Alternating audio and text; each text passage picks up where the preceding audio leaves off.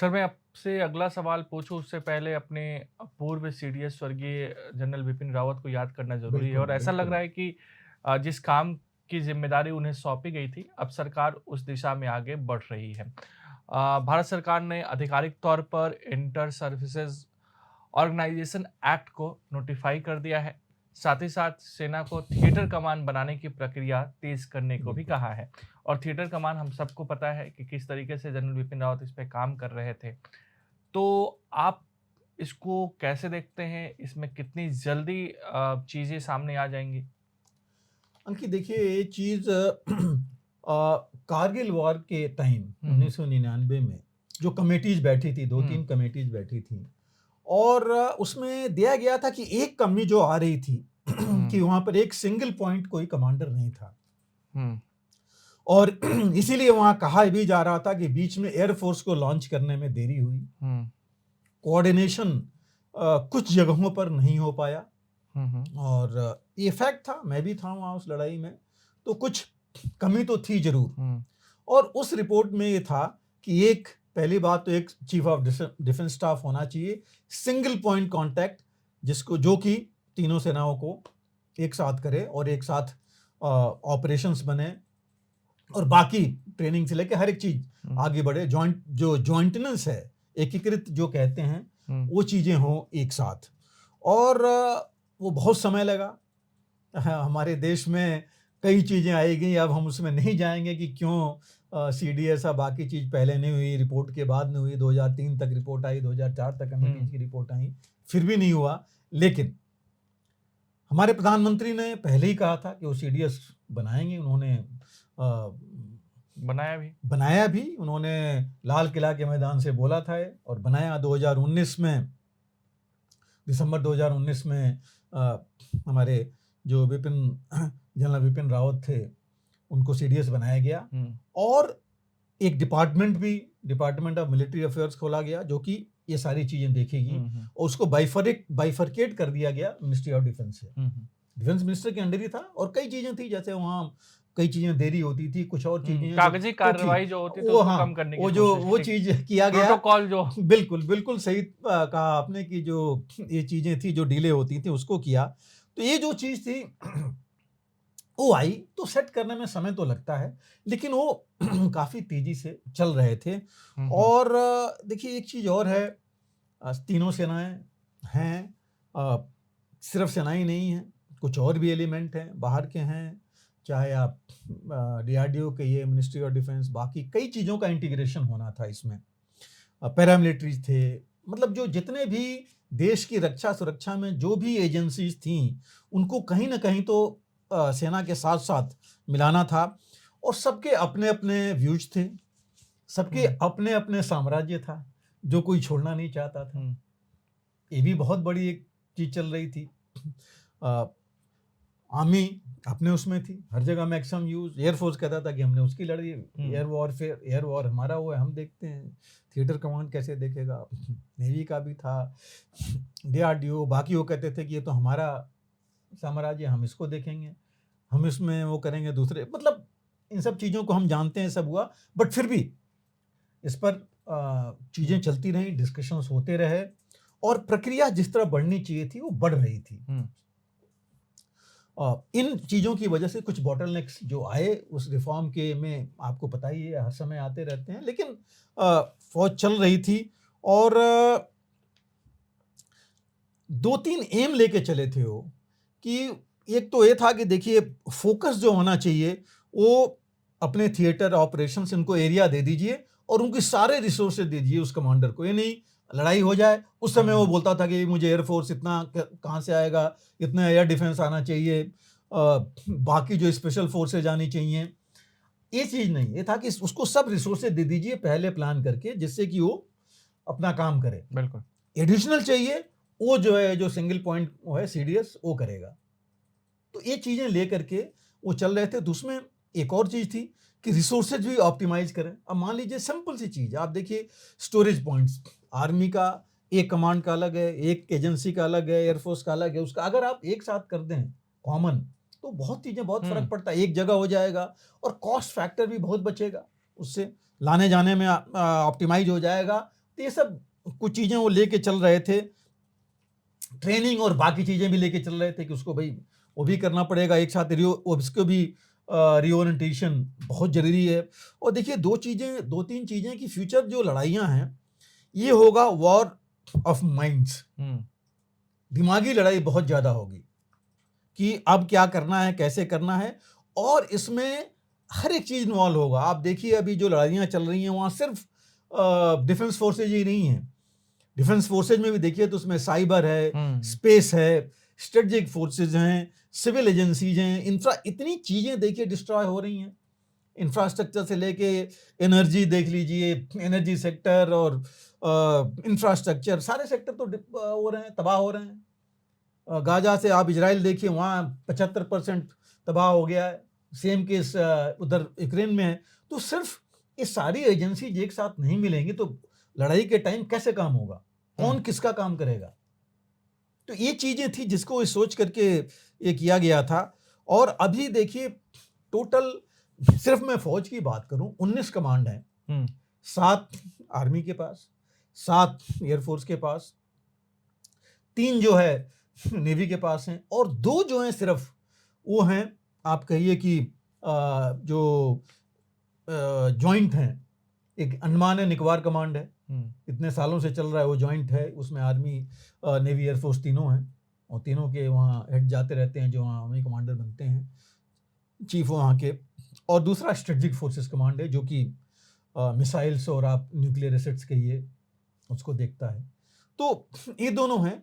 अब इनको जो है ये तो रहेंगे, इनपे तो है, लेकिन फोकस देखिए अभी पाकिस्तान है, पाकिस्तान पर फोकस करने के लिए हमारे पास तकरीबन 3 कमांड है, south western command, western command और नॉर्दर्न कमांड का हिस्सा। चाइना पर भी नॉर्दर्न कमांड, ईस्टर्न कमांड उनका है, और बाकी ऑफ कोर्स सेंट्रल कमांड और ट्रेनिंग कमांड वो हैं। इनको करके था कि एक थिएटर कमांड बनाई जो फोकस करेगा पाकिस्तान पर, एक फोकस करे चाइना पर। ऑफ कोर्स मेरी टाइम कमांड की भी उसमें थी, एयर डिफेंस कमांड एक बनाई है जिसमें कि एयरफोर्स या बाकी सर जितने एयर डिफेंस रिसोर्सेज हैं जो अभी अलग अलग हैं सब इकट्ठा हो गए। अब आप देखिए यूक्रेन में क्या हो रहा है, यूक्रेन की सबसे बड़ी प्रॉब्लम है एयर डिफेंस रिसोर्सेज की, जो मिसाइल से लेके जो भी उसके ऊपर अटैक्स आ रहे हैं उस पर वो कुछ नहीं कर पा रहा है, एयर डिफेंस एसेट्स मांग रहा है। ईरान और इजराइल का जो हुआ था देखिए मिसाइल वारफेयर में, काम क्या आया था, एयर डिफेंस एसेट्स आए थे, उन्होंने जो है उनके डिस्ट्रॉय किए, रोके। तो ये बहुत जरूरी है कि ये जो अच्छा देखिए रिसोर्सेज भी लिमिटेड है, अनलिमिटेड है नहीं हमारे पास, क्योंकि हम उतने विकसित नहीं है कि हम सब कुछ बना रहे हैं। तो ये सब कुछ चीजें थी जिनको लेकर के ये चीजें चली थी कि इनको इकट्ठा किया जाए और उस जो थिएटर कमांडर है उसके पास सारे रिसोर्सेज हों कि अपना सब कुछ कर सके।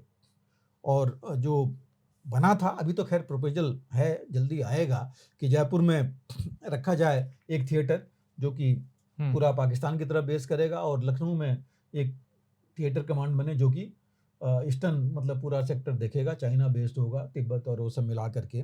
तो अब जो भी आता है, बट ये कुछ चीज़ें लेके चल रहे थे और उनके ऊपर स्टडीज़, उनके ऊपर डिस्कशंस, बाकी सारी चीज़ें हो गई थी, और लग यही रहा था कि ये जॉइंटनेस होगी। ऐसा नहीं है कि ये कोई नई चीज़ है। देखिए आईडीएस बनाता है हेडक्वार्टर कारगिल के बाद, इमीडिएटली बाद मेरे ख्याल से 2001 में ही बन गया था headquarter IDs, integrated defence staff, जहाँ एक आर्मी कमांडर लेवल का ऑफिसर रखा जाता था और उसका काम यही था कोऑर्डिनेशन का। लेकिन चलता रहा, लेकिन फिर भी सबका अपना अपना चलता रहा था कि आर्मी का अलग, इनका अलग, सारी चीज़ें चलती रही थी। तो इस वजह से थोड़ा सा इतना आगे नहीं आ पाया, लेकिन एक स्ट्रक्चर तो बन गया था, बातचीत तो हो रही थी। तो ऐसा नहीं था कि बिल्कुल कुछ नहीं था, कि चलने की बिल्कुल हम नए रास्ते पर चल रहे हैं।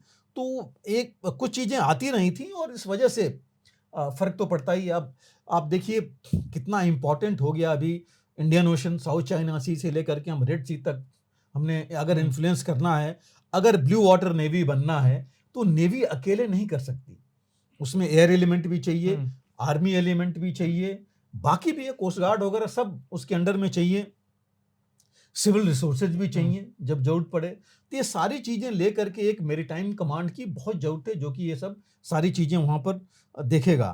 तो कुछ disagreements with in army, air force, navy इनके बीच में थी, कुछ बाहर के एलिमेंट में थी, लेकिन धीरे धीरे हम ये उस दिशा में चीज़ें बढ़ रही हैं। खासकर देखिए रिसोर्स एलोकेशन की बात थी, जो चीफ्स हैं आर्मी, एयरफोर्स, नेवी के, वो क्या करेंगे, उनका रोल क्या होगा, जो अभी ऑपरेशंस हैं वो कैसे चलेंगे, क्या रोल होगा, इंटर थिएटर अगर जरूरत पड़ी तो वो कैसे होगा, क्या होगा, ट्रेनिंग की बात, क्योंकि अभी ट्रेनिंग सबकी अलग अलग है, वो कैसे होगा, और ह्यूमन रिसोर्स मैनेजमेंट। और देखिए हर एक फोर्स का अपना अपना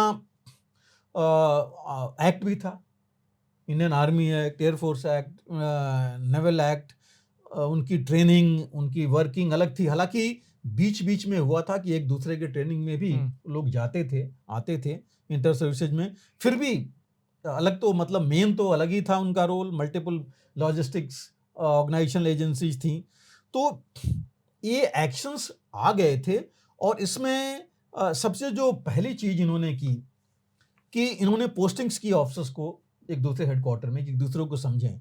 और ये जो एक्ट की आप बात कर रहे थे, जो ऑर्गेनाइजेशन एक्ट, ये बेसिकली ये होता था कि जैसे मान लीजिए मैं आर्मी में हूँ और मैं एयरफोर्स के हेडक्वार्टर में जाऊँ, तो अगर कोई प्रॉब्लम मेरी आती है, इंक्लूडिंग डिसिप्लिन प्रॉब्लम, उसको देखने के लिए जो हमारा आर्मी का जो हमारे कमांडर है, जो भी हैं, वो देख पाएंगे, जिसके अंडर में हम काम कर रहे हैं वो नहीं देखेगा।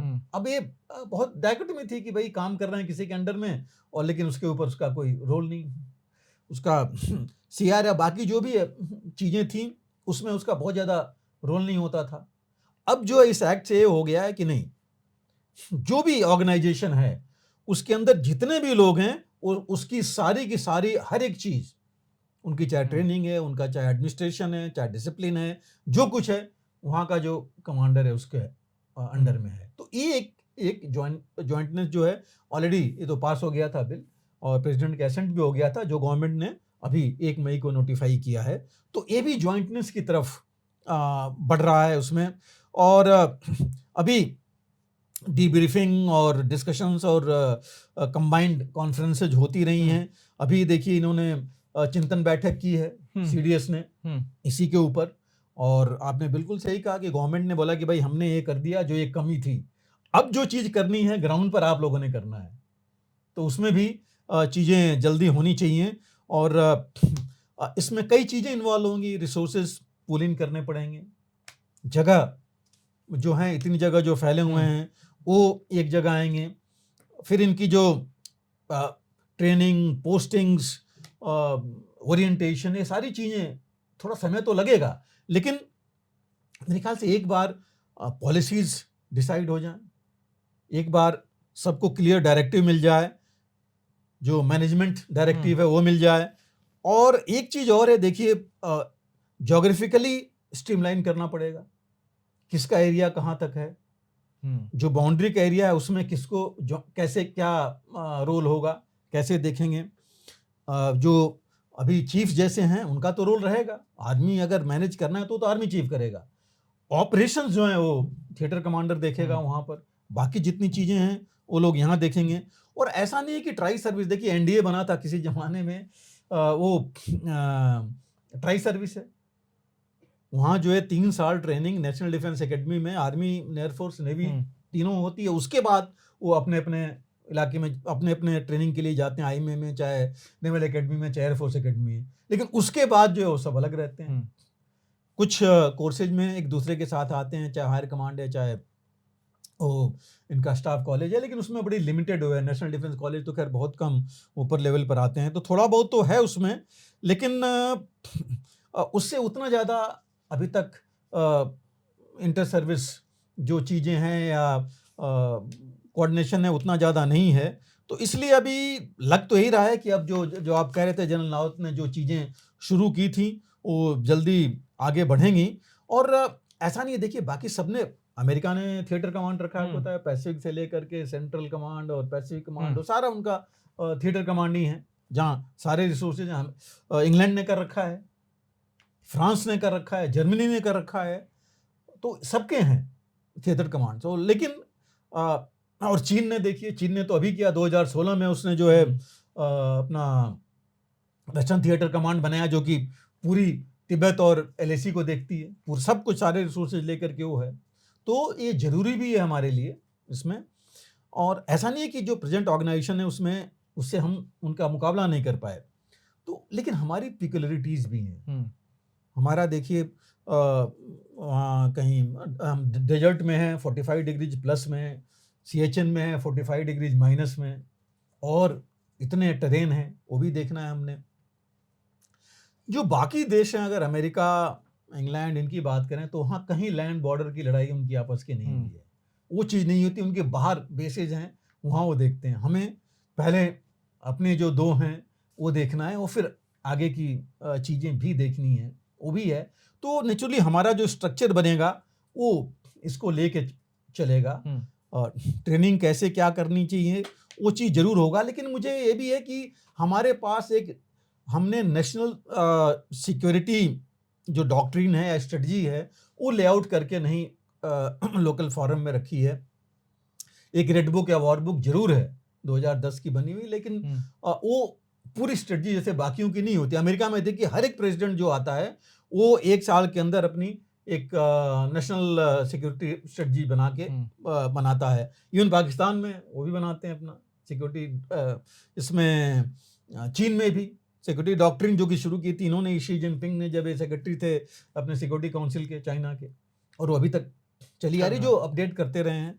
तो वो भी बहुत ज़रूरी है इसके लिए। और ये ज़रूरी इसलिए भी है कि जो हमारा, जैसे मैंने कहा, पिक्यूलियर जो चीज़ें हैं उसको ध्यान में रखते हुए खास करके ये बहुत ज़रूरी है कि हमारा एक सिंगल पॉइंट हो, और CDS है हमारा सिंगल पॉइंट, और उसको अगर ज़रूरत है स्ट्रेंथन करने की जानी चाहिए। कहा जा रहा है अभी कि CDS का एक वो था कि CDS सेक्रेटरी भी है डिपार्टमेंट ऑफ मिलिट्री अफेयर्स। हालांकि प्रोटोकॉल वाइज देखें तो CDS कैबिनेट सेक्रेटरी के उस पर आता है, मतलब वो कहा जा रहा था कि सेक्रेटरी बना दिया। तो वो भी चीज़ें आ रही हैं कि एक इन्होंने वाइस CDS या डिप्टी CDS जिसको कि ये लोग उसका सेक्रेटरी होगा डिपार्टमेंट ऑफ मिलिट्री अफेयर्स का। और लेकिन इससे फ़ायदा ये होगा कि कोऑर्डिनेशन और बढ़ जाएगा, और जो हमारी कमियां थी कारगिल में वो तो पूरी होंगी ही होंगी। आगे के लिए हम और मजबूत हो जाएंगे।